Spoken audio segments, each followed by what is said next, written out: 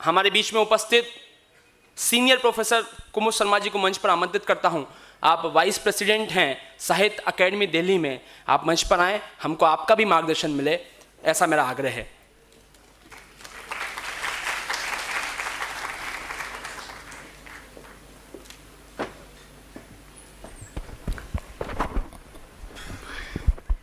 मंच पर उपस्थित श्रीमती अशोक लकड़ा जी, श्री भरत जी और इस सभागार में उपस्थित सभी विद्वान मित्रों, युवा साथियों, आप सबको गणेश चतुर्थी की बहुत बहुत बधाई और मंगल कामनाएं। अभी हमारे देश में महिला शक्ति वंदन अधिनियम पास हुआ, उसके लिए भी आपको बहुत बहुत बधाई। मुझसे पहले आज के इस विषय पर कई वक्ता बोल चुके हैं, बहुत सारी बातें आ गई हैं, लेकिन फिर भी इस पूरे सेमिनार के बीच में जो शब्द हैं कला, संस्कृति, लोक और उत्सव, इनको खोलते हुए अपनी बात आपके सामने रखना चाहूँगी। हमारी भारतीय अवधारणा में कला एक ऐसी सजीव और जीवंत प्रक्रिया है जो कभी विराम नहीं लेती है, कभी विश्राम नहीं करती, निरंतर चलती रहती है। और इस कला के माध्यम से हम अपने सांस्कृतिक बोध के साथ, अपने आत्मबोध से, अपने इतिहास बोध से, अपने स्मृति बोध से जुड़ते हैं, अपनी स्मृतियों से जुड़ते हैं। और कला संस्कृति, लोक, प्रकृति से जुड़ करके सार्थक होती है। ये जो सारे शब्द हैं कला, संस्कृति, उत्सव, लोक, प्रकृति, अगर आप देखें तो वो एक दूसरे से इस तरह से संबद्ध हैं, इस तरह से अंतर्ग्रथित हैं, इस तरह से परस्पर जुड़े हुए हैं कि आप उनको अलग अलग कर ही नहीं सकते। और इन सब का जो मूल है वो एक ही है, और वो मूल क्या है? वो है मानव का कल्याण। और मनुष्य कितना भी दुखी हो, आप दुखों से संतप्त हो, असमंजस में हो, मायावी उलझनें आपको तोड़ रही हों, लेकिन अगर आप सृजनात्मक व्यापार में चले जाते हैं, सृजनात्मक कर्म से संलग्न हो जाते हैं, तो आप जीने की शक्ति जैसे पुनः अर्जित कर लेते हैं। और साथ में ही आप अपनी संस्कृति के साथ संलग्नता बोध का जो एक स्वर है उससे भी जुड़ जाते हैं। तो इसलिए बहुत ज़रूरी है हम सब के लिए कि हम कला और संस्कृति के परस्पर संबंध को समझें और इनकी लोक में किस तरह से निर्मिति होती है, किस तरह से उपस्थिति होती है, उसको भी समझने की कोशिश करें। हमारे यहाँ कला की जब बात आती है तो बहुत हमारे शास्त्रों में बहुत लंबी लंबी सूचियाँ उपलब्ध हैं उसके लिए, उसकी लिस्ट बहुत लंबी है।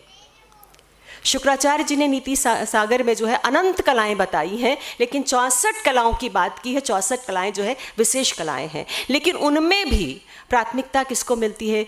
वाद्य, संगीत, गीत, नृत्य, मूर्ति कला और चित्रकला। तो अगर आप समझिए तो आप इसको इस तरह से समझ सकते हैं कि हमारे यहाँ सत्यम शिवम सुंदरम का एक जो नैतिक प्रतिमान है, उनसे छन करके जो कलाएं आती हैं उनका समादर है, उनका सम्मान है।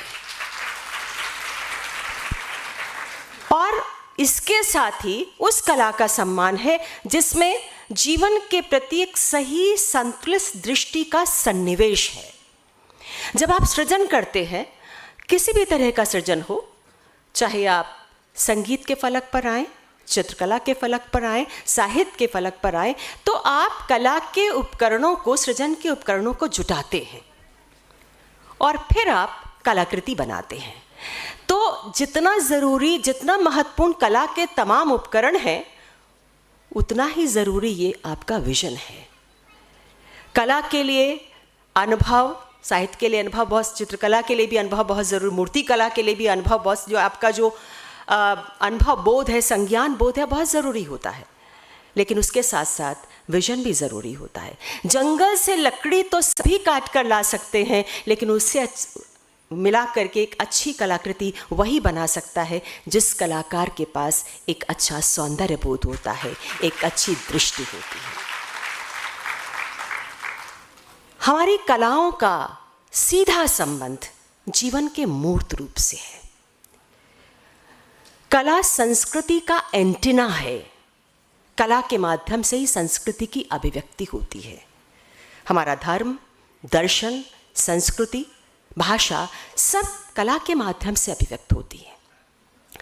पंडित विद्यानिवास मिश्र के साथ मुझे उनका बहुत सानिध्य मुझे मिला। एक पत्रिका में वो संपादक थे, मैं संयुक्त संपादक थी। तो अक्सर उनसे बात होती थी साहित्य के संदर्भ में, कला के संदर्भ में, संस्कृति के संदर्भ में। तो बहुत सारी बातें वो कहते थे, लेकिन कुछ बातें मेरी स्मृति में अभी तक टकी रह गई हैं। उन्होंने एक बार कहा था कि कला भारतीय वाङ्मय की चाबी है और कला परमेश्वर की सब कुछ रच सकने की क्षमता की छाया है। हमारी कला परंपरा में कला उत्सव है और कला अमृता है, शिव का भाग्य संवारने वाली अमृता।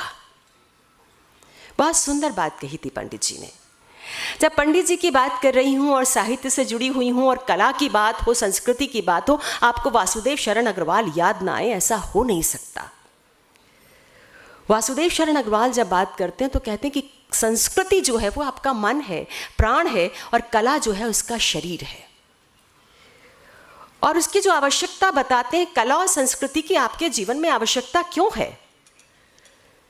तो संस्कृति की आवश्यकता आपके जीवन में इसलिए है कि हम भविष्य में विचारों की दास्ता से अपनी रक्षा कर सकें, और कला की जरूरत इसलिए है कि यंत्र की दास्ता से मनुष्य अपने को बचा सके। नई स्फूर्ति पाने के लिए और बहुत कुछ सुंदर रूपों का सृजन कर सके, इसके लिए जरूरी है हम कला के उपासक बने। तो मित्रों, कला की उपासना बहुत जरूरी है। जीवन को तरह तरह के कष्टों से बचाने के लिए, कुरूपताओं से बचाने के लिए कला की उपासना जरूरी है। और अगर मैं भारत के जीवन से प्रमाण इकट्ठा करना चाहूँ तो मैं कह सकती हूँ कि हमारे यहाँ कला मर्मज्ञों की, कलाविदों की, संस्कृति कर्मियों की कमी नहीं है। मैं एक उदाहरण आपके सामने रखना चाहूँगी कि हमारे कला मर्मज्ञों ने, साहित्य के साधकों ने कला और संस्कृति के मानवीय आचरण को कैसे अपने व्यवहार में ढाल करके दिखाया है। हिंदी के बहुत बड़े रचनाकार हैं राय कृष्ण दास, आपने नाम सुना होगा, और बहुत बड़े कला साधक भी हैं। पुरातत्व, कला, साहित्य, इनके क्षेत्रों में उनकी उपलब्धियां बहुत महत्वपूर्ण हैं। तो इलाहाबाद बनारस के बीच में कोई जंगल था, वहाँ पर राय कृष्ण दास ने एक गुप्त काल की एक मूर्ति का खंड देखा, और उस मूर्ति का जो खंड था उसमें किसी स्त्री के पैर थे जो पड़े हुए थे जंगल में। और उन्होंने देखा तो उनकी इच्छा हुई कि इस पैर को मैं बनारस के कला भवन में लेकर के आऊं, और उस मूर्ति के उस खंड को, उन पैरों को इलाहाबाद के म्यूनिसिपलिटी के चेयरमैन श्री ब्रज नारायण व्यास, कुछ ऐसा ही नाम था, उन्होंने भी देखा था, ब्रज नारायण व्यास। तो राय कृष्ण दास जी ने उनको पत्र लिख करके उस मूर्ति के खंड को पाने की इच्छा व्यक्त की। तो ब्रजनारायण दास जी उस मूर्ति के प्रति अपना लोभ संवरण नहीं कर सके और उन्होंने जल्दी से उसको अपने म्यूजियम में वो लेकर के चले आए। जब राय कृष्णदास जी को पता लगा तो उन्होंने जो पत्र में लिखा, वो कला और संस्कृति कैसे ढलती है उनकी कलम में, उनके व्यवहार में, उनके मन से क्या निकलता है, वो देखने लायक है। उन्होंने जो पत्र लिखा व्यास जी को, उन्होंने कहा कि व्यास जी, ये तुम्हारी भाभी के पाँव हैं, इन पर नजर मत डालना। इन पाँवों को मेरी दृष्टि ने वरण किया है, इस नाते ये तुम्हारी भाभी के पाँव हैं। और व्यास जी का पत्र आता है। फिर व्यास जी उस कला साधक के प्रति नतमस्तक हो जाते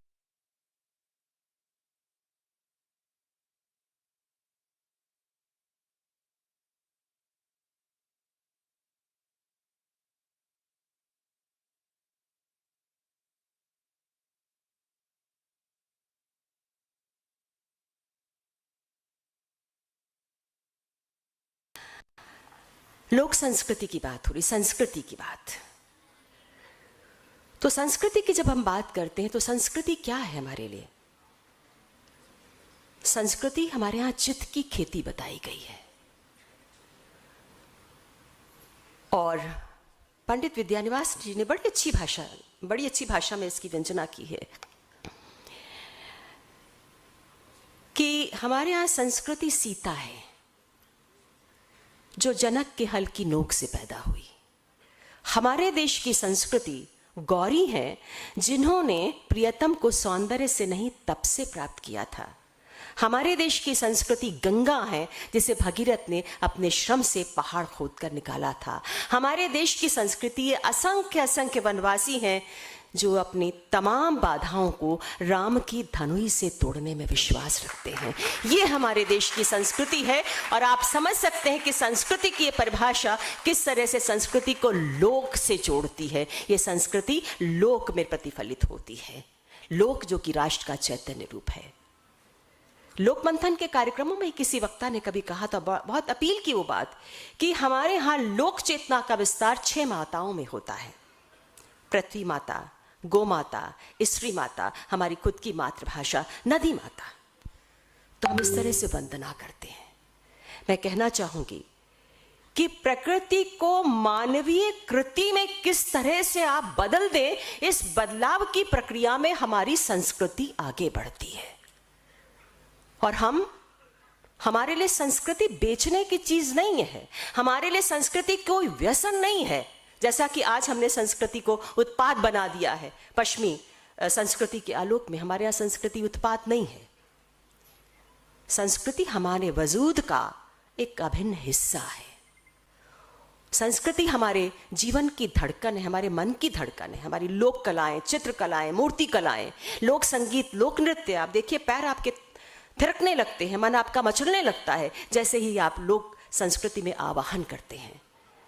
और हमारी जो लोक संस्कृति है उसका उत्सव मनाया जाना चाहिए। क्यों मनाया जाना चाहिए? पूरे विश्व को मनाया जाना चाहिए। मत निकालिए आप पीपल्स क्लाइमेट मार्च, जरूरत नहीं है आपको। अगर आप भारतीय संस्कृति में स्नान कर लेते हैं, भारतीय संस्कृति में स्नान कर लेते हैं तो पर्यावरण संरक्षण से आप अपने आप जुड़ जाते हैं। जहाँ प्रकृति आपकी सहचरी है, प्रकृति आपके यहाँ उपभोक्ता नहीं है, आपके साथ साथ सहयात्रा करती है। इसीलिए जो बरगद हैं वो बाबा बन जाते हैं, नदी आपकी माँ हो जाती है, आम के पत्तों को आप बंधन बार के रूप में सजाते हैं, प्रकृति आपके लिए पूजनीय हो जाती है।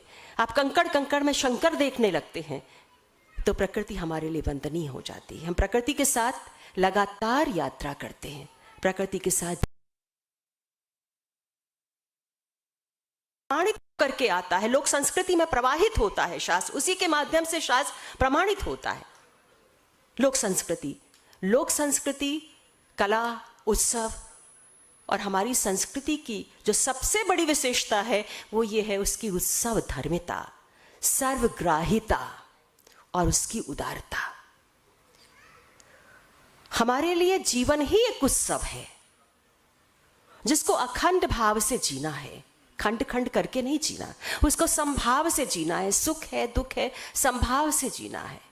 हर महीने हमारे लिए उत्सव आते हैं, हर महीने कोई ना कोई पर्व आता है और हम जीवन को बिल्कुल आनंद के साथ छक करके सोमरस की तरह उसका आनंद लेकर के जीना चाहते हैं।